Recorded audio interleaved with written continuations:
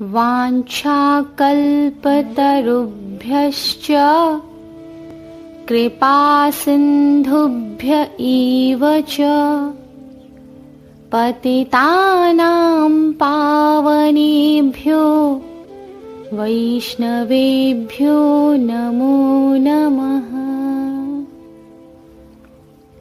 श्री भगवान को नमस्कार करते हुए मैं आकांक्षा मधुर आप सभी श्रोतागण का स्वागत करती हूँ बुक ऑडियो पर। बुक ऑडियो जहाँ आप सुन रहे हैं श्रीमद् भगवद गीता। श्रीमद् भगवद गीता के अनमोल वचन, श्लोक, उनके अर्थ और भावार्थ सहित। माना जाता है कि जो गंगा जल पीता है उसे मुक्ति मिलती है। फिर उसके लिए क्या कहा जाए जो श्रीमद् भगवद गीता का अमृत पान करता है। भगवद गीता महाभारत का अमृत है और इसे भगवान कृष्ण अर्थात स्वयं श्री भगवान विष्णु ने सुनाया है। प्रिय श्रोतागण, अब तक आप श्रीमद् भगवद गीता के 12 अध्याय सुन चुके हैं। प्रथम अध्याय अर्जुन विषाद योग, द्वितीय अध्याय सांख्य योग, तृतीय अध्याय कर्म योग, चतुर्थ अध्याय ज्ञान कर्म संन्यास योग, पंचम अध्याय कर्म संन्यास योग, षष्ठम अध्याय आत्म संयम योग, सप्तम अध्याय ज्ञान विज्ञान योग, अष्टम अध्याय अक्षर ब्रह्म योग, नवम अध्याय राज विद्या राज गुह्य योग,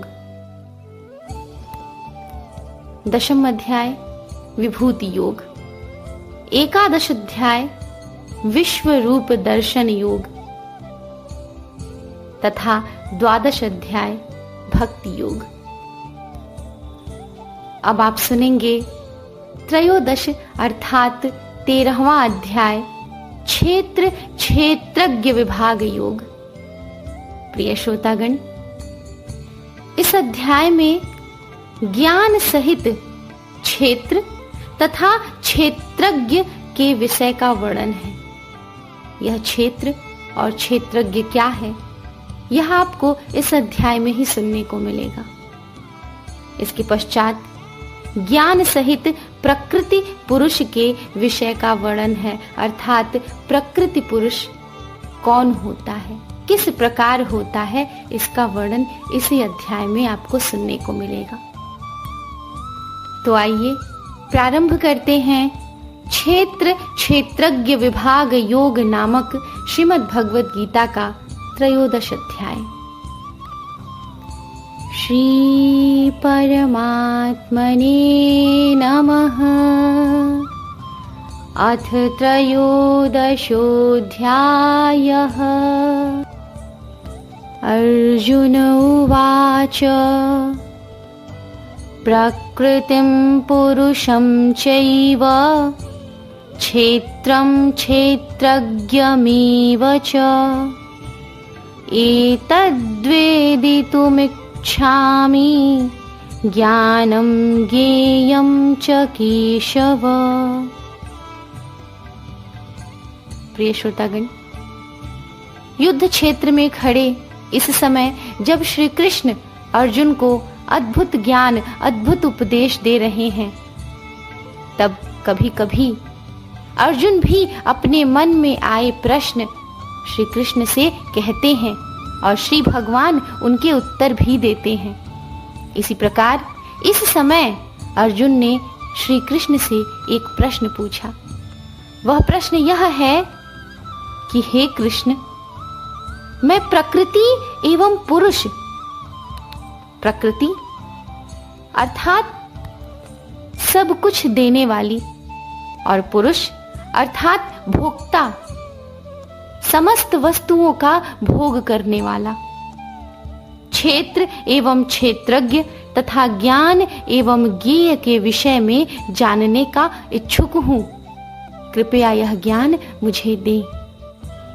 अर्थात अर्जुन अब श्री कृष्ण से यह जानना चाहते हैं कि क्षेत्र एवं क्षेत्रज्ञ यह क्या होते हैं, ज्ञान तथा ज्ञेय ये क्या होते हैं? इसका वर्णन अवश्य ही श्री भगवान अपने भक्त के लिए करेंगे। अर्जुन की यह बात सुनकर श्री कृष्ण कहते हैं, श्री भगवानुवाच इदं शरीरं कौन्तेय क्षेत्रमित्यभिधीयते एतद्यो वेत्ति तं प्राहुः क्षेत्रज्ञ इति तद्विदः। श्री भगवान ने कहा, हे कुंती पुत्र, यह शरीर क्षेत्र कहलाता है और इस क्षेत्र को जानने वाला क्षेत्रज्ञ कहलाता है। अर्थात यह कि यह शरीर क्षेत्र है और इस शरीर को, इस क्षेत्र को जानने वाला क्षेत्रज्ञ है।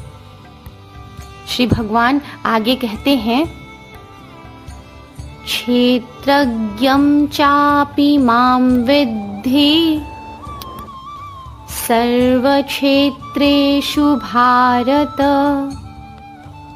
क्षेत्रक्षेत्रज्ञयोर्ज्ञानं यत्तज्ज्ञानं मतं मम। श्री भगवान कहते हैं, हे भरतवंशी, हे अर्जुन, तुम्हें ज्ञात होना चाहिए कि मैं भी समस्त शरीरों में ज्ञाता भी हूँ और इस शरीर तथा इसके ज्ञाता को जान लेना ज्ञान कहलाता है। ऐसा मेरा मत है, अर्थात ऐसा श्री भगवान का मत है। प्रिय श्रोतागण, शरीर के ज्ञाता अर्थात क्षेत्रज्ञ, आत्मा तथा परमात्मा, इन विषयों की व्याख्या के दौरान हमें 3 विभिन्न विषय प्राप्त होते हैं। वे 3 विषय हैं भगवान, जीव तथा पदार्थ। प्रत्येक कर्म क्षेत्र में, प्रत्येक शरीर में 2 आत्माएं होती हैं, एक आत्मा तथा दूसरा परमात्मा। वही परमात्मा स्वरूप श्री भगवान श्री कृष्ण कहते हैं कि मैं भी ज्ञाता हूँ, लेकिन मैं परम ज्ञाता हूँ।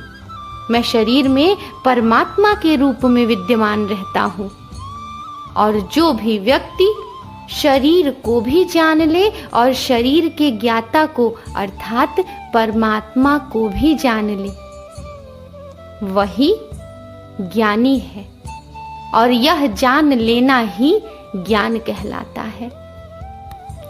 समेकित रूप से कहें तो यह शरीर क्षेत्र है, शरीर को जानने वाला क्षेत्रज्ञ है और इस शरीर और शरीर को जानने वाले दोनों को अर्थात क्षेत्र और क्षेत्रज्ञ दोनों को जान लेना ही ज्ञान है। तत्क्षेत्रं यच्च यादृक् यद्विकारी यतश्च यत् स च यो यत्प्रभावश्च तत्समासेन मे शृणु। श्री भगवान अर्जुन से कहते हैं कि अर्जुन, अब तुम मुझसे यह सब संक्षेप में सुनो कि कर्म क्षेत्र क्या है, यह किस प्रकार बना है, इसमें क्या परिवर्तन होते हैं, यह कहां से उत्पन्न होता है, इस कर्म क्षेत्र को जानने वाला कौन है और उसके क्या प्रभाव हैं। यह समस्त ज्ञान श्री भगवान अब अर्जुन को देने जा रहे हैं और जैसे ही यह ज्ञान श्री भगवान अर्जुन को देंगे, वह इस गीतामृत का एक अंग बनता जाएगा जिसे अब आप भी श्रवण करने वाले हैं। और वह ज्ञान यह है कि कर्म क्षेत्र क्या है, कर्म क्षेत्र किस प्रकार बना है, कर्म क्षेत्र में क्या परिवर्तन होते हैं, कर्म कहां से उत्पन्न होता है, कर्म क्षेत्र को जानने वाला कौन है और उसके प्रभाव क्या है। तो प्रिय श्रोतागण, आइए सुनते हैं कर्म क्षेत्र के ये विविध आयाम विस्तृत रूप में। ऋषिभिर्बहुधा गीतम् छन्दोभिर्विविधैः पृथक् ब्रह्मसूत्रपदैश्चैव हेतुमद्भिर्विनिश्चितैः। श्री भगवान कहते हैं कि विभिन्न वैदिक ग्रंथों में विभिन्न ऋषियों ने कार्यकलापों के क्षेत्र तथा उन कार्यकलापों के ज्ञाता के ज्ञान का वर्णन किया है। अर्थात यह कि विभिन्न वैदिक ग्रंथों में विभिन्न ऋषियों द्वारा यह वर्णन किया गया है कि कार्यकलापों के क्रियाओं के क्षेत्र क्या हैं। उन कार्यकलापों को जानने वाले अर्थात क्रियाओं के ज्ञाता के ज्ञान के स्वरूप का वर्णन भी वैदिक ग्रंथों में किया गया है। श्री भगवान आगे कहते हैं कि इसे विशेष रूप से वेदांत सूत्र में कार्य कारण के समस्त तर्क समेत प्रस्तुत किया गया है।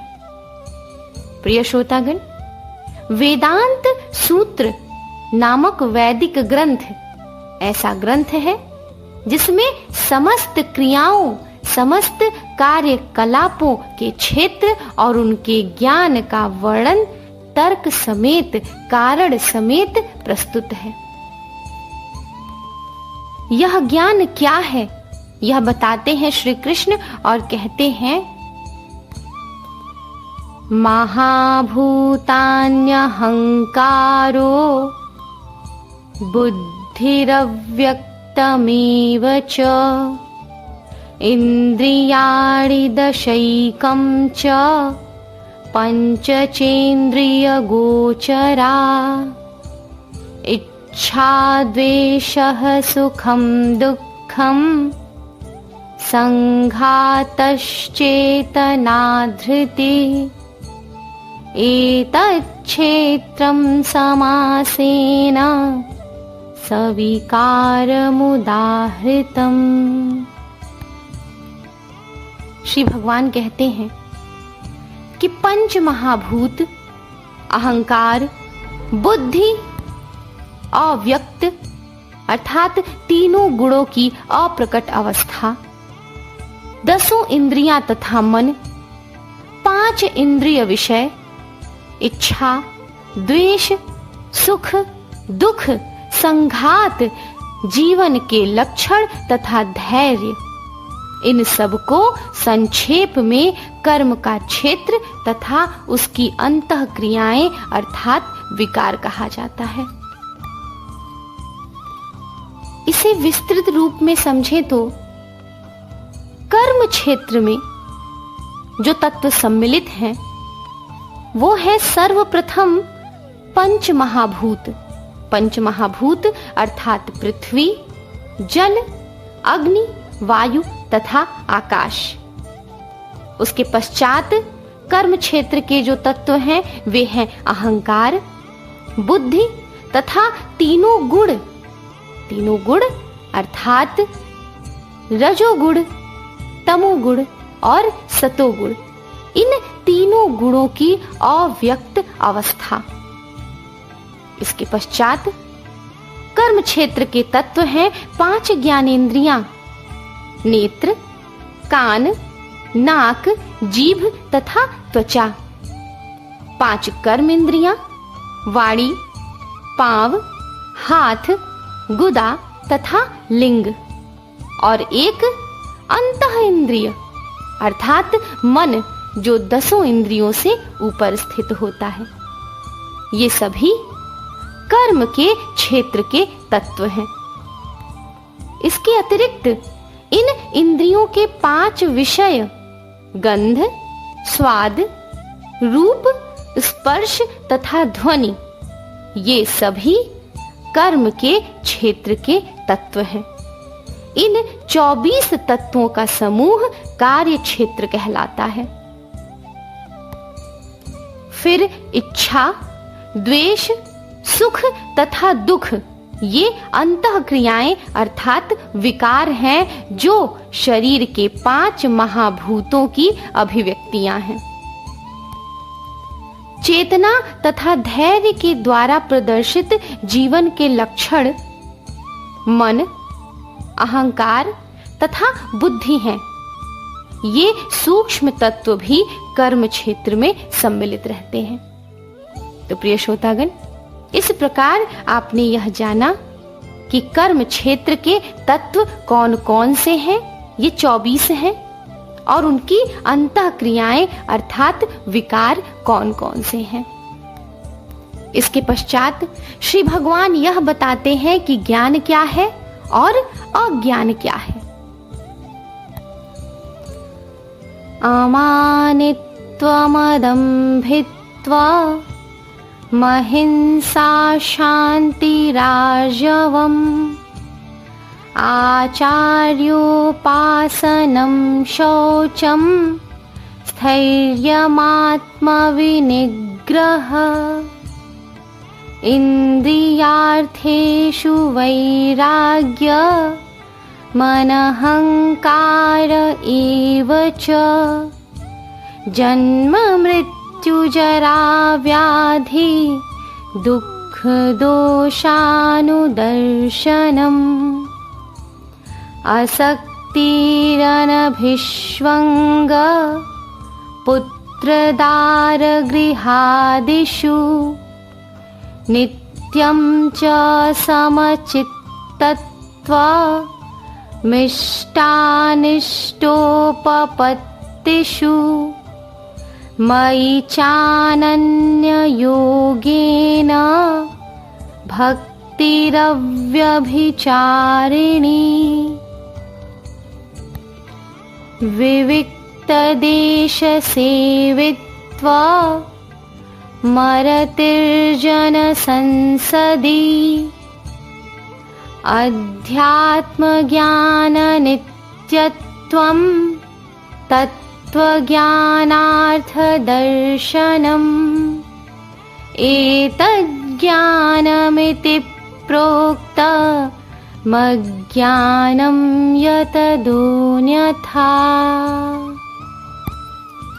श्री भगवान अर्जुन से ज्ञान के बारे में बताते हुए कहते हैं, विनम्रता, दंभहीनता, अहिंसा, सहिष्णुता, सरलता, प्रामाणिक गुरु के पास जाना, पवित्रता, स्थिरता, आत्मसंयम, इंद्रिय तृप्ति के विषयों का परित्याग अर्थात इंद्रियों पर अपना वश, अहंकार का अभाव, जन्म, मृत्यु, वृद्धावस्था तथा रोग के दोषों की अनुभूति अर्थात यह अनुभूति कि रोग के दोष क्या क्या हैं। वैराग्य, संतान, स्त्री, घर तथा अन्य वस्तुओं की ममता से मुक्ति अर्थात यह कि वैराग्य का ज्ञान, संतान, स्त्री तथा घर ऐसी ही अन्य वस्तुओं की ममता से मुक्ति, अच्छी तथा बुरी घटनाओं के प्रति समभाव, मेरे प्रति अर्थात श्री भगवान के प्रति, परमात्मा के प्रति निरंतर अनन्य भक्ति, एकांत स्थान में रहने की इच्छा, जन समूह से विलगाव अर्थात भीड़ के प्रति आकर्षित न होना, आत्म साक्षात्कार की महत्ता को स्वीकारना, आत्मज्ञान की, परमात्मा के ज्ञान की महत्ता को स्वीकारना तथा परम सत्य की दार्शनिक खोज, इन सब को मैं ज्ञान घोषित करता हूँ और इनके अतिरिक्त जो भी है वह सब अज्ञान है। प्रिय श्रोतागण, किस प्रकार संक्षेप में ही अर्जुन को श्री भगवान ने बता दिया कि ज्ञान क्या है और अज्ञान क्या है। उसी प्रकार जैसे जो कुछ प्रकाश है उसके अतिरिक्त सब कुछ अंधकार है, उसी प्रकार श्री भगवान ने बताया कि ज्ञान क्या क्या है, उसके अतिरिक्त जो कुछ भी है वह सब कुछ अज्ञान है। और ज्ञान क्या है? विनम्रता ज्ञान है, दंभहीनता ज्ञान है, अहिंसा और सहिष्णुता ज्ञान है, सरलता ज्ञान है। ज्ञान के लिए प्रामाणिक गुरु के पास जाना, वह गुरु जिसे हम जानते हैं कि उससे हमें ज्ञान की प्राप्ति होगी, उसके पास जाना ज्ञान है। पवित्रता ज्ञान है, स्थिरता ज्ञान है, आत्मसंयम ज्ञान है। इंद्रिय के विषयों का त्याग ज्ञान है, इंद्रियों पर अपना वश ज्ञान है। अहंकार का त्याग ज्ञान है। जन्म, मृत्यु, वृद्धावस्था तथा रोग के दोषों की अनुभूति होना ज्ञान है। संतान, स्त्री, घर तथा अन्य वस्तुओं की ममता से मुक्ति होना अर्थात मोह से मुक्त होना, कर्म करना परंतु फल में आसक्त न होना ज्ञान है। अच्छी बुरी सभी प्रकार की घटनाओं के प्रति समभाव होना ज्ञान है। ईश्वर के प्रति अनन्य निरंतर भक्ति ज्ञान है। एकांत में रहने की इच्छा ज्ञान है। जन समूह से विलगाव अर्थात लोगों की भीड़ जहां एकत्रित है, अन्यथा बातें जहां हो रही हैं उससे आकर्षित न होना ज्ञान है। आत्म साक्षात्कार की महत्ता को समझना और स्वीकारना ज्ञान है, अर्थात स्वयं के ज्ञान की प्राप्ति की महत्ता क्या है यह समझना ज्ञान है। और परम सत्य परमात्मा की दार्शनिक खोज ज्ञान है। इसके अतिरिक्त जो कुछ भी है वह सब अज्ञान है। ज्ञान क्या है यह बताने के पश्चात श्री भगवान अर्जुन को बताते हैं कि ज्ञेय क्या है। ज्ञेयं यत्तत् प्रवक्ष्यामि यज्ञात्वामृतमश्नुते अनादिमत्परं ब्रह्म न सत्तन्नासदुच्यते। श्री भगवान अर्जुन से कहते हैं कि अब मैं तुम्हें ज्ञेय के विषय में बतलाऊंगा। ज्ञेय जिसे जानकर तुम नित्य ब्रह्म का आस्वादन कर सकोगे, ब्रह्म को जान सकोगे। यह ब्रह्म या आत्मा जो अनादि है, जिसका कोई प्रारंभ नहीं है और जो मेरे अधीन है, इस भौतिक जगत के कार्य कारण से परे स्थित है। अर्थात जो ब्रह्म है, जो आत्मा है, वह भौतिक जगत से परे है, भौतिक जगत से, संसार से बहुत ऊपर है। और वह किस प्रकार अवस्थित है यह बताते हैं श्री कृष्ण और कहते हैं सर्वतः पाणिपादं तत्सर्वतोक्षिशिरोमुखम् सर्वतः श्रुतिमल्लोके सर्वमावृत्य तिष्ठति। श्री भगवान कहते हैं उनके हाथ, पांव, आंखें, सिर तथा मुख तथा उनके कान सर्वत्र हैं, सब जगह व्याप्त हैं और इस प्रकार परमात्मा सभी वस्तुओं में व्याप्त होकर अवस्थित है। प्रिय श्रोतागण, जिस प्रकार सूर्य अपनी अनंत रश्मियों को, अनंत किरणों को विकीर्ण करके स्थित है, सूर्य की किरणें समस्त संसार में फैली हुई हैं, परंतु फिर भी सूर्य अपने स्थान पर स्थित है, वह कम नहीं होता। उसी प्रकार परमात्मा या भगवान भी है। वे अपने सर्वव्यापी रूप में स्थित रहते हैं और उनमें ब्रह्मा से लेकर छोटी सी चींटी तक सारे जीव स्थित हैं। उनके अनंत सिर हैं, अनंत हाथ, पांव और नेत्र हैं। ये सभी परमात्मा में ही स्थित हैं। परमात्मा के गुणों को आगे बताते हुए श्री कृष्ण कहते हैं सर्वेन्द्रिय गुणाभासम सर्वेन्द्रिय विवर्जितम् असक्तं सर्वभृच्चैव निर्गुणं गुणभोक्तृ च।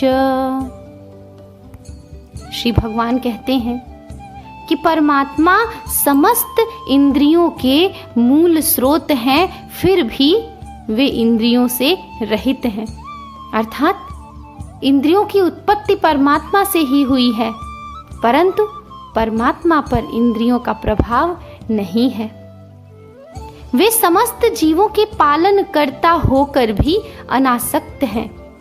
अर्थात समस्त संसार, समस्त सृष्टि के जीवों के पालन कर्ता परमात्मा ही है, फिर भी उनकी इस संसार में आसक्ति नहीं है। वे अनासक्त हैं। वे प्रकृति के गुणों से परे हैं, फिर भी वे भौतिक प्रकृति के समस्त गुणों के स्वामी हैं। अर्थात इस संसार में जो कुछ भी व्याप्त है उसके स्वामी परमात्मा हैं, परंतु वे तो प्राकृतिक गुणों से भी परे हैं। वे समस्त संसार से ऊपर हैं।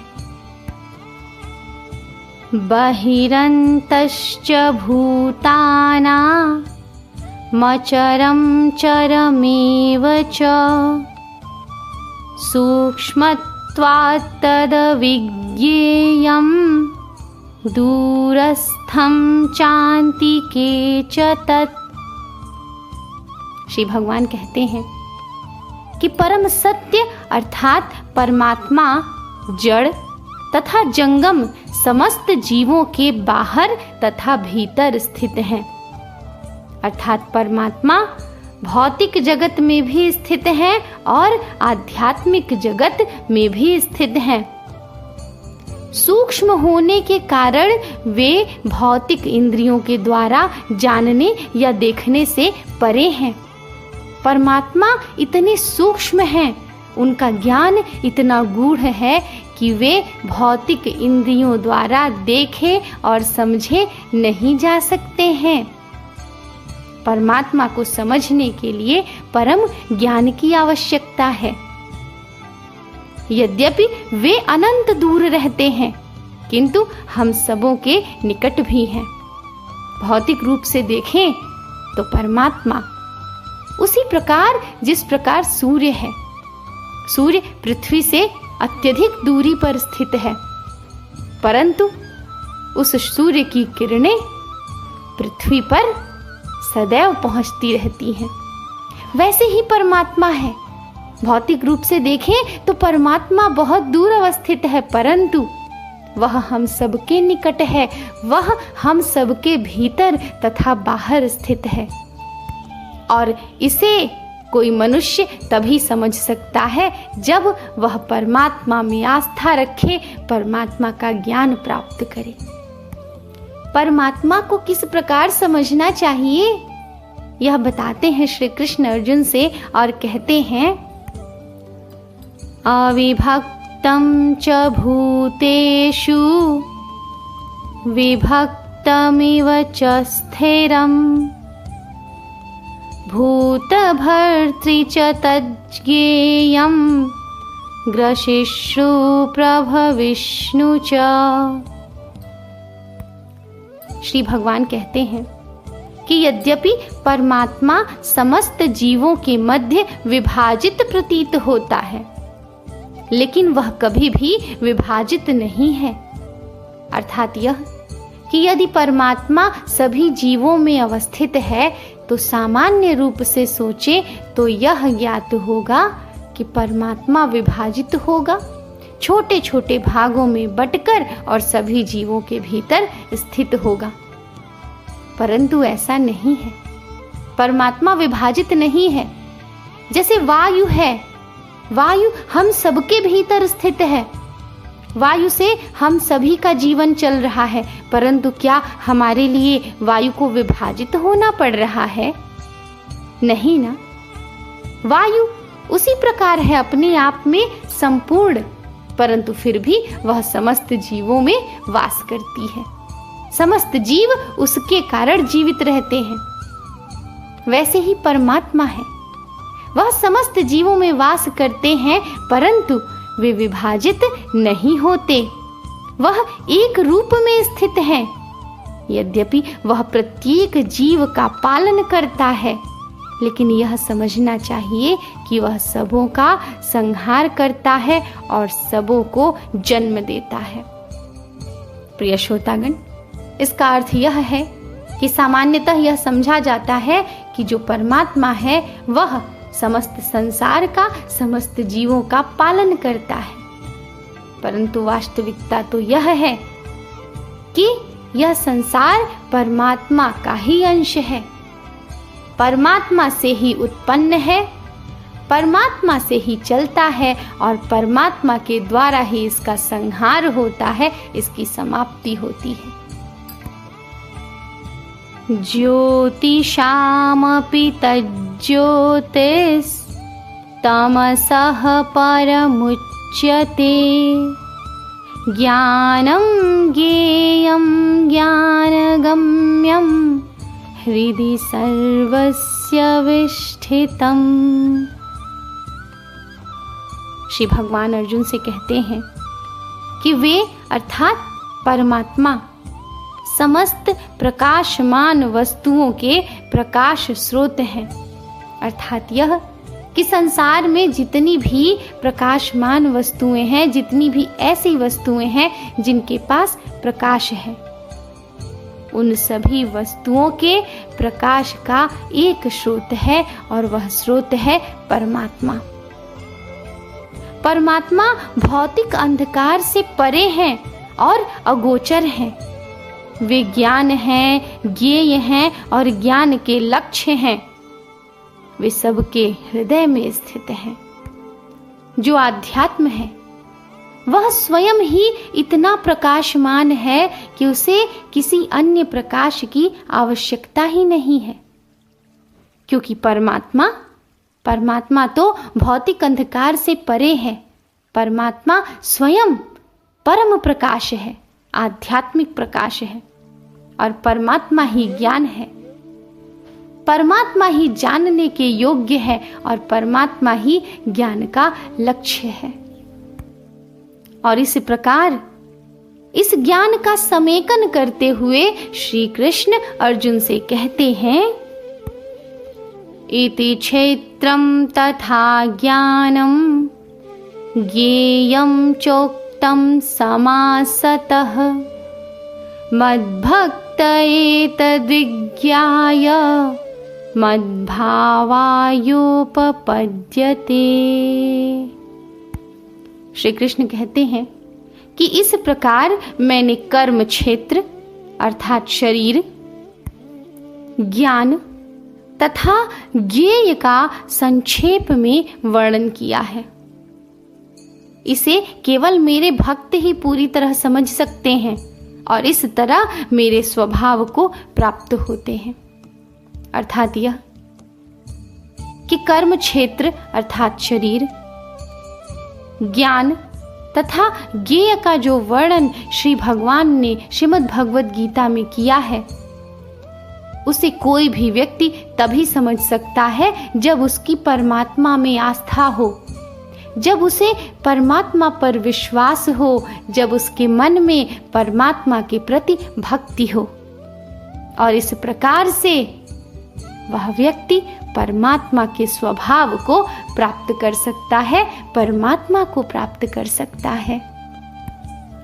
इसके पश्चात प्रकृति की व्याख्या करते हुए श्री भगवान कहते हैं, प्रकृतिं पुरुषं चैव विध्यनादि उभावपि विकारांश्च गुणांश्चैव विद्धि प्रकृति संभवान्।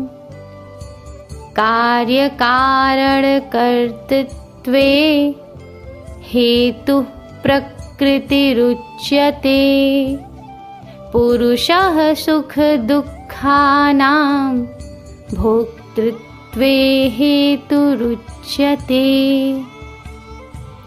श्री भगवान कहते हैं प्रकृति तथा जीवों को अनादि समझना चाहिए। उनके विकार तथा गुण प्रकृतिजन्य हैं। अर्थात यह कि प्रकृति तथा जीव यानी आत्मा, ये दोनों अनादि हैं। इनका कोई प्रारंभ नहीं है, ये प्रारंभ से ही अवस्थित हैं। प्रकृति भी और आत्मा भी, ब्रह्म भी। परमात्मा तथा आत्मा ये दोनों एक ही भगवान, एक ही ईश्वर की विभिन्न अभिव्यक्तियां हैं। आत्मा जो जीव से संबद्ध है और परमात्मा जो परम स्वरूप है, जो सर्वाधिक शक्तिशाली और सर्वव्यापी है।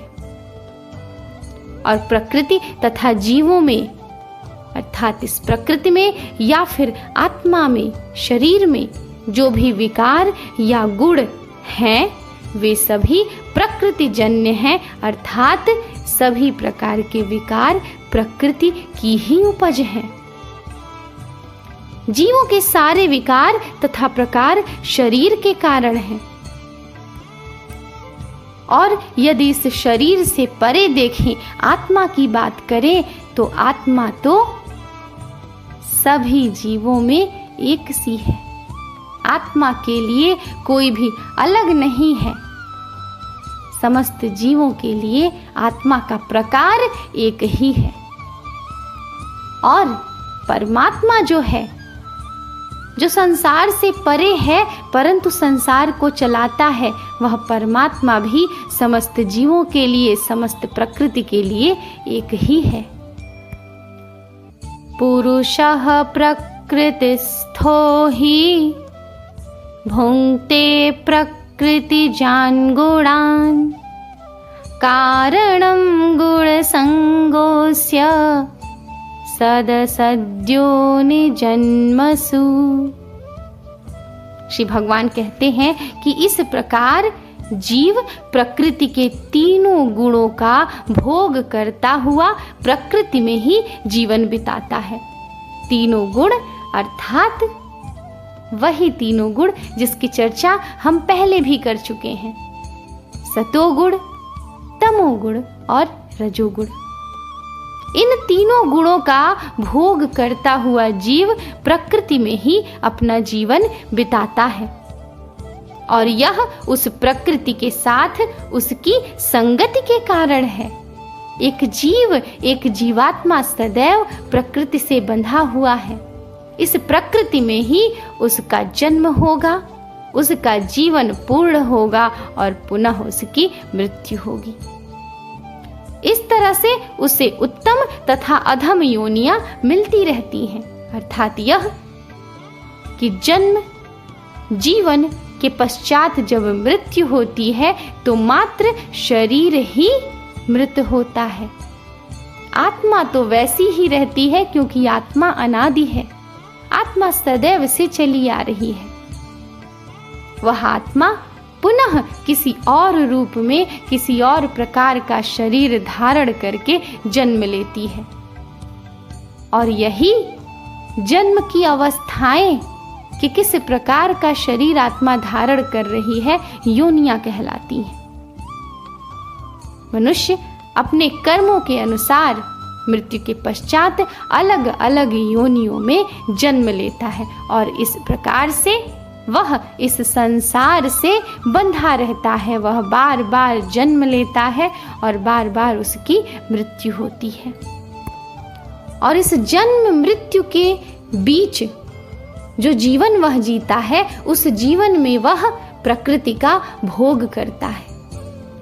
परंतु इस शरीर में आत्मा के अतिरिक्त और भी कोई भोग करता है। वह कौन है, यह बताते हैं श्री कृष्ण और कहते हैं, उपद्रष्टानुमन्ता च भर्ता भोक्ता महेश्वरः परमात्मेति चाप्युक्तो देहेऽस्मिन् पुरुषः परः। श्री भगवान कहते हैं कि तो भी, अर्थात इस शरीर में जीवात्मा भोग करती है, यह शरीर भोग करता है, फिर भी इस शरीर में एक अन्य दिव्य भोक्ता है, एक दिव्य शक्ति है जो इस शरीर को, प्रकृति को भोग करती है, और वह ईश्वर है। वह परम स्वामी है और साक्षी तथा अनुमति देने वाले के रूप में विद्यमान है, और जो परमात्मा कहलाता है। अर्थात चूंकि परमात्मा समस्त जीवों में स्थित है, इस प्रकार से हर प्राणी में, हर जीव में स्थित रहते हुए परमात्मा उस जीव के साथ साथ, उस शरीर के साथ साथ इस प्रकृति का भोग करता है, और वह परमात्मा परम शक्ति है। यह सब करते हुए वह परमात्मा इस संसार को, समस्त जीवों को चलाता है, उनका जीवन चलाता है। इसके पश्चात वह व्यक्ति जो प्रकृति, जीव तथा प्रकृति के गुणों को जान ले, उनका ज्ञान प्राप्त कर ले, उसकी गति क्या होती है, यह बताते हुए श्री कृष्ण कहते हैं, य एवं वेत्ति पुरुषं प्रकृतिं च गुणैः सह सर्वथा वर्तमानोऽपि न स भूयोऽभिजायते। श्री भगवान कहते हैं कि जो व्यक्ति प्रकृति, जीव तथा प्रकृति के गुणों की अंतः क्रिया से संबंधित इस विचारधारा को समझ लेता है, उसे मुक्ति की प्राप्ति सुनिश्चित है।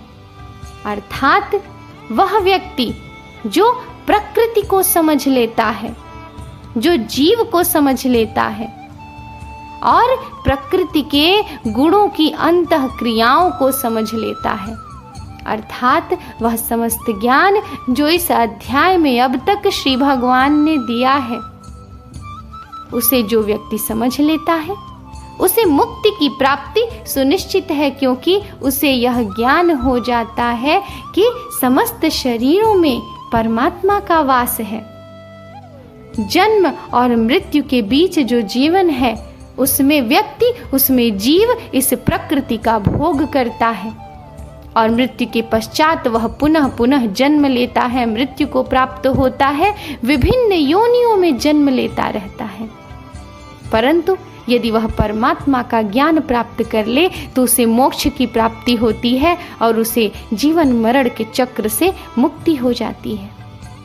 श्री भगवान कहते हैं कि उसकी वर्तमान स्थिति चाहे जैसी हो, वर्तमान में वह जिस भी प्रकार का जीवन जी रहा हो, परंतु यहाँ पर उसका पुनर्जन्म नहीं होगा। अर्थात वर्तमान में वह व्यक्ति जैसा भी जीवन जी रहा हो, परंतु यदि उसे प्रकृति का ज्ञान हो गया, उसे जीव का ज्ञान हो गया, उसे परमात्मा का ज्ञान हो गया, तो फिर वह उसके अनुसार ही आचरण करेगा और इस कारण उसे मोक्ष की प्राप्ति होगी, उसे पुनः यहाँ जन्म नहीं लेना होगा। ध्यानेनात्मनि पश्यन्ति केचिदात्मानमात्मना अन्ये सांख्येन योगेन कर्मयोगेन चापरे। श्री भगवान कहते हैं कि कुछ लोग परमात्मा को ध्यान के द्वारा अपने भीतर देखते हैं, तो दूसरे लोग ज्ञान के अनुशीलन द्वारा, और कुछ ऐसे हैं जो निष्काम कर्म योग द्वारा देखते हैं। अर्थात यह कि भक्त जो होते हैं उनमें से कुछ ऐसे होते हैं जो ध्यान के द्वारा परमात्मा को अपने भीतर देखते हैं, स्वयं में देखते हैं। कुछ ऐसे होते हैं जो ज्ञान के द्वारा अर्थात सांख्य योग द्वारा, ज्ञान योग द्वारा परमात्मा को अपने भीतर देखते हैं, और कुछ ऐसे होते हैं जो कर्म योग द्वारा अर्थात निष्काम कर्म के द्वारा परमात्मा को अपने भीतर देखते हैं। इसके अतिरिक्त भी अन्य प्रकार के भक्त होते हैं। वे किस प्रकार के होते हैं? यह बताते हैं श्री कृष्ण और कहते हैं, अन्ये त्वेवमजानन्तः श्रुत्वान्येभ्य उपासते तेऽपि चातितरन्त्येव मृत्युं श्रुतिपरायणा। श्री भगवान बताते हैं कि ऐसे भी लोग हैं जो यद्यपि आध्यात्मिक ज्ञान से अवगत नहीं होते, अर्थात आध्यात्मिक ज्ञान के बारे में नहीं जानते, पर अन्यों से परम पुरुष के विषय में सुनकर उनकी पूजा करने लगते हैं। अर्थात जो परमात्मा को जानते हैं, जो आध्यात्म को जानते हैं, उनसे आध्यात्म के विषय में सुनकर, परमात्मा के विषय में सुनकर दूसरे व्यक्ति जो होते हैं वे परमात्मा की पूजा करने लगते हैं। ये लोग भी प्रामाणिक पुरुषों से श्रवण करने की मनोवृत्ति के कारण जन्म तथा मृत्यु के पथ को पार कर जाते हैं। अर्थात यह कि वे परमात्मा में भक्ति के कारण, परमात्मा में श्रद्धा के कारण प्रामाणिक पुरुषों से अर्थात योगियों से, उन ज्ञानियों से जो परमात्मा का ज्ञान रखते हैं, उनसे श्रवण कर अर्थात उनसे सुनकर, परमात्मा में श्रद्धा रखकर जन्म मृत्यु के इस चक्र से, मोह माया से मुक्ति पा जाते हैं। यावत् संजायते कश्चित् सत्त्वं स्थावर जंगमम् क्षेत्र क्षेत्रज्ञ संयोगात् तद्विद्धि भरतर्षभ। श्री भगवान कहते हैं, हे भरतवंशियों में श्रेष्ठ, यह जान लो कि चर तथा अचर जो भी तुम्हें अस्तित्व में दिख रहा है, वह कर्म क्षेत्र तथा क्षेत्र के ज्ञाता का संयोग मात्र है। प्रिय श्रोतागण, इसका अर्थ यह है कि इस सृष्टि में जो कुछ भी अस्तित्व में है, चाहे वो चर हो या अचर हो, चाहे वह भौतिक हो या आध्यात्मिक हो, वह कर्म क्षेत्र अर्थात जीव और क्षेत्र के ज्ञाता अर्थात प्रकृति, इन दोनों के संयोग से ही अस्तित्व में है। जीव और प्रकृति के संयोग से ही यह समस्त सृष्टि संचालित है और स्थापित है। भौतिक प्रकृति तथा आध्यात्मिक प्रकृति के संयोग से ही समस्त संसार का अस्तित्व है, और इसका ज्ञान जिसे है वही वास्तव में ज्ञानी है, वही वास्तव में जानने वाला है। यह ज्ञान किस प्रकार है, यह बताते हैं श्री कृष्ण अगले श्लोक में। समं सर्वेषु भूतेषु तिष्ठन्तं परमेश्वरं विनश्यत्स्व विनश्यन्तं यः पश्यति स पश्यति। श्री भगवान कहते हैं कि जो परमात्मा को समस्त शरीरों में आत्मा के साथ देखता है और जो यह समझता है कि इस नश्वर शरीर के भीतर न तो आत्मा और न ही परमात्मा कभी भी विनष्ट होता है, वही वास्तव में देखता है। अर्थात वास्तव में ज्ञानी, वास्तव में जानने वाला वही है जो यह जानता है कि इस शरीर में आत्मा और परमात्मा दोनों ही वास करते हैं। न तो आत्मा कभी नष्ट होने वाली है और न ही परमात्मा कभी नष्ट होने वाला है। प्रिय श्रोतागण, यहाँ एक स्वाभाविक प्रश्न आ सकता है कि आत्मा और परमात्मा दोनों शरीर में निवास करते हैं, फिर दोनों में अंतर क्या है? अंतर यह है कि आत्मा एक विशेष निकाय है, अर्थात यह कि मेरे शरीर में जो आत्मा है वह मेरी आत्मा है, एक समय के पश्चात जब यह शरीर मृत हो जाएगा तो वह आत्मा इस शरीर से निकलकर दूसरे शरीर में चली जाएगी, दूसरे शरीर को धारण करेगी और इस प्रकार वह आत्मा बार बार नए शरीर का वरण करती रहेगी। और जब मुझे मोक्ष की प्राप्ति होगी अर्थात मेरी आत्मा को मोक्ष की प्राप्ति होगी और वह आत्मा जन्म मरण के चक्र से मुक्त हो जाएगी, वह विभिन्न शरीरों को धारण करने के चक्र से मुक्त हो जाएगी। इसके पश्चात यदि परमात्मा की बात करें तो परमात्मा सर्वोत्तम निकाय है। परमात्मा एक ही है, परंतु जिस प्रकार सूर्य एक है, सूर्य एक होते हुए भी समस्त जगत में समस्त प्राणियों को प्रकाश पहुंचाता है, उसी प्रकार परमात्मा एक ही है, परंतु उसका प्रकाश, उसका अंश समस्त जीवों में उपस्थित होता है। यही अंतर है आत्मा और परमात्मा में। और इसी प्रकार प्रत्येक शरीर में, प्रत्येक जीव में आत्मा और परमात्मा दोनों उपस्थित होते हैं। समं पश्यन् हि सर्वत्र समवस्थितमीश्वरं न हिनस्त्यात्मनात्मानं ततो याति परां गतिम्। श्री भगवान कहते हैं कि जो व्यक्ति परमात्मा को सर्वत्र तथा प्रत्येक जीव में समान रूप से वर्तमान देखता है, समान रूप से सभी जीवों में परमात्मा को उपस्थित देखता है, वह अपने मन के द्वारा अपने आप को भ्रष्ट नहीं करता, क्योंकि उसके लिए यह समस्त संसार एक रूप हो जाता है। संसार के सभी जीव एक समान हो जाते हैं और उसमें समभाव आ जाता है। इस प्रकार वह दिव्य गंतव्य को अर्थात मोक्ष को प्राप्त करता है, क्योंकि वह व्यक्ति जो परमात्मा का ज्ञान प्राप्त कर ले, जो समस्त जीवों में एक रूप से परमात्मा को देखने लगे, वह अवश्य ही समस्त आसक्तियों से मुक्त हो जाएगा और आसक्ति से मुक्ति ही मोक्ष का मार्ग है। इसके पश्चात वह परमात्मा में ध्यान लगाते हुए, योग करते हुए अवश्य ही मोक्ष की प्राप्ति करेगा।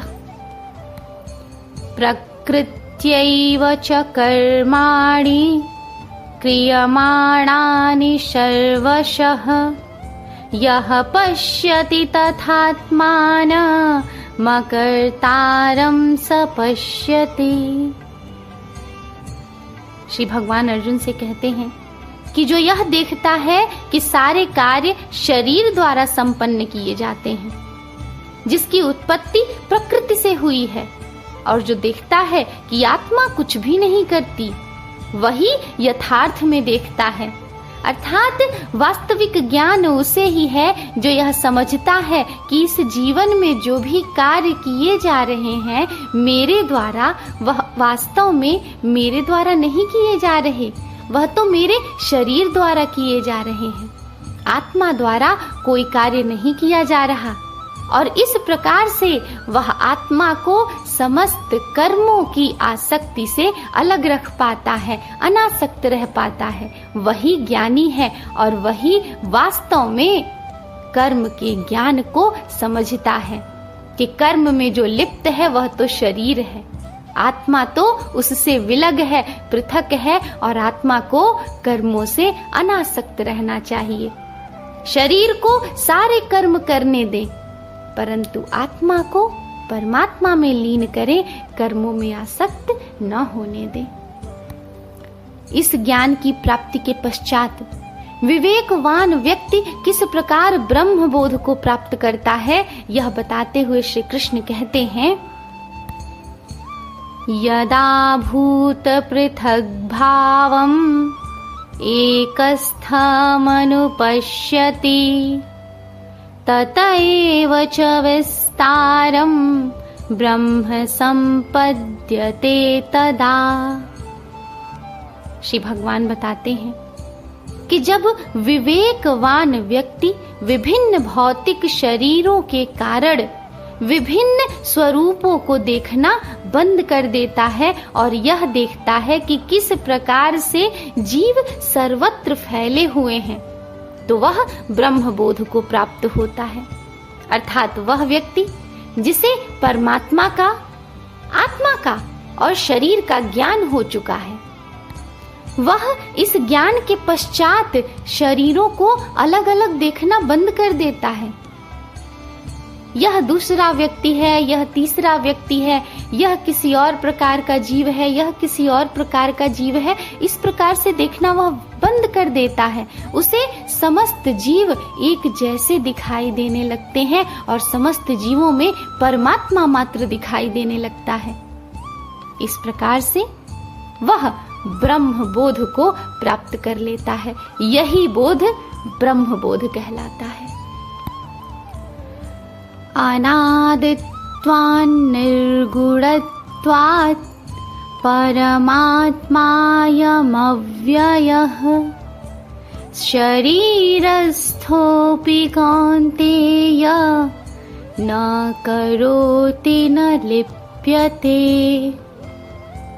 श्री कृष्ण कहते हैं कि शाश्वत दृष्टि संपन्न लोग यह देख सकते हैं कि अविनाशी आत्मा दिव्य, शाश्वत तथा गुणों से अतीत है।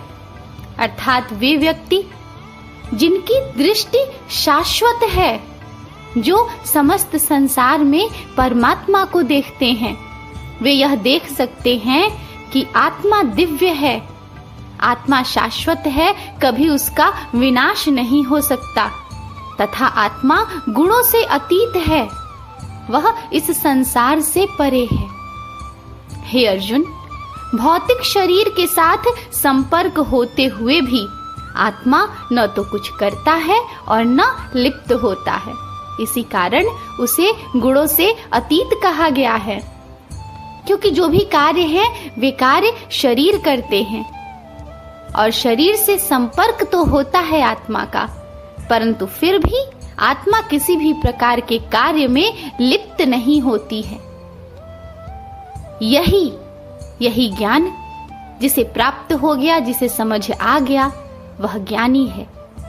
उसे परमात्मा का ज्ञान भी प्राप्त हो जाता है कि आत्मा इस शरीर में वास मात्र करती है, इस शरीर का संचालन करती है, परंतु इस शरीर के कर्मों से वह विलग है, पृथक है। श्री भगवान आगे कहते हैं, यथा सर्वगतं सौक्ष्म्यादाकाशं नोपलिप्यते सर्वत्रावस्थितो देहे तथात्मानुपलिप्यते। श्री कृष्ण कहते हैं कि यद्यपि आकाश सर्वव्यापी है, जो आकाश है वह सब जगह है, किंतु अपनी सूक्ष्म प्रकृति के कारण किसी वस्तु से वह लिप्त नहीं होता। इसी तरह ब्रह्म दृष्टि में स्थित आत्मा शरीर में स्थित रहते हुए भी शरीर से लिप्त नहीं होती है। जिस प्रकार वायु इस संसार में स्थित विभिन्न वस्तुओं में प्रवेश करती है, परंतु किसी भी वस्तु से लिप्त नहीं होती, उसी प्रकार आत्मा विभिन्न प्रकार के शरीरों में स्थित तो होती है, परंतु अपनी सूक्ष्म प्रकृति के कारण वह उनसे पृथक रहती है, उस शरीर में लिप्त नहीं होती। यह आत्मा शरीर को किस प्रकार आलोकित करती है, यह बताते हुए श्री कृष्ण कहते हैं, यथा प्रकाशयत्येकः कृत्स्नं लोकमिमं रविः क्षेत्रं क्षेत्री तथा कृत्स्नं प्रकाशयति भारत। श्री कृष्ण कहते हैं, हे भरत पुत्र, जिस प्रकार सूर्य अकेले इस सारे ब्रह्मांड को प्रकाशित करता है, उसी प्रकार शरीर के भीतर स्थित आत्मा सारे शरीर को चेतना से प्रकाशित करती है। इस प्रकार चेतना ही आत्मा का प्रमाण है। जब शरीर में आत्मा रहती है तो सारे शरीर में चेतना रहती है, किंतु ज्यों ही शरीर से आत्मा चली जाती है त्यों ही चेतना लुप्त हो जाती है। और इस समस्त ज्ञान को जानने और समझने वाले व्यक्ति को ही परम गति की प्राप्ति होती है। यही बताते हैं श्री भगवान श्री कृष्ण अगले और इस अध्याय के अंतिम श्लोक में। क्षेत्र क्षेत्रज्ञयोरेव मंतरम ज्ञान चक्षुषा भूत प्रकृति मोक्षम च ये विदुर्यान्ति ते परम। श्री कृष्ण कहते हैं कि जो लोग ज्ञान के चक्षुओं से अर्थात ज्ञान की प्राप्ति के पश्चात शरीर तथा शरीर के ज्ञाता के अंतर को देखते हैं और भव बंधन से मुक्ति की विधि को भी जानते हैं, उन्हें परम लक्ष्य प्राप्त होता है। अर्थात वे जिन्हें आत्मा और परमात्मा का ज्ञान है, जो शरीर और शरीर के ज्ञाता अर्थात परमात्मा को समझते हैं, इन दोनों का अंतर जानते हैं। वे यह भी जानते हैं कि भव बंधन से मुक्ति किस प्रकार मिलेगी। भव बंधन से मुक्ति तो इंद्रियों को वश में करके कर्म में आसक्ति को त्याग कर परमात्मा में ध्यान लगाकर मिलेगी। जो ज्ञानी इसे जानते हैं, समझते हैं और इसका पालन करते हैं, उन्हें परम लक्ष्य अर्थात परमात्मा की प्राप्ति होती है, परम गति की प्राप्ति होती है। प्रिय श्रोतागण, इस अध्याय का तात्पर्य ही यही है कि मनुष्य को शरीर के स्वामी अर्थात आत्मा और परमात्मा के अंतर को समझना चाहिए। यह समझना चाहिए कि परमात्मा और आत्मा दोनों शरीर में वास करते हैं, परंतु शरीर से पृथक हैं। जो भी कर्म है वह शरीर द्वारा होते हैं। जो आत्मा है वही बार बार विभिन्न शरीरों को ग्रहण करती है और जो परमात्मा है वह इस समस्त संसार का संचालक है और उसका अंश मात्र प्रत्येक शरीर में वास करता है। और जो शरीर आत्मा और परमात्मा को समझ लेता है, जो आत्मा से एक सार होते हुए परमात्मा का ध्यान करता है, परमात्मा में अवस्थित हो जाता है, वही परम गति को प्राप्त करता है। ओम तत्सदिति श्रीमद्भगवद्गीतासूपनिषत्सु ब्रह्मविद्यायां योगशास्त्रे श्रीकृष्णार्जुनसंवादे क्षेत्रक्षेत्रज्ञविभागयोगो नाम त्रयोदशोऽध्यायः। प्रिय श्रोतागण, इस प्रकार क्षेत्र क्षेत्रज्ञ विभाग योग नामक श्रीमद् भगवद गीता का यह त्रयोदश अध्याय अर्थात 13वां अध्याय संपूर्ण हुआ।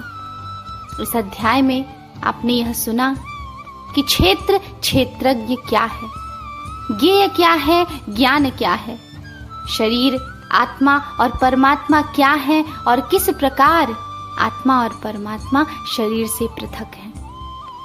इन सभी को जान लेना ही वास्तव में ज्ञान की प्राप्ति है। और जो इस ज्ञान को समझ लेता है, जान लेता है, वह अवश्य ही इसका अनुकरण भी करता है और इसका अनुकरण करने वाला ही परम शांति परम गति को प्राप्त करता है।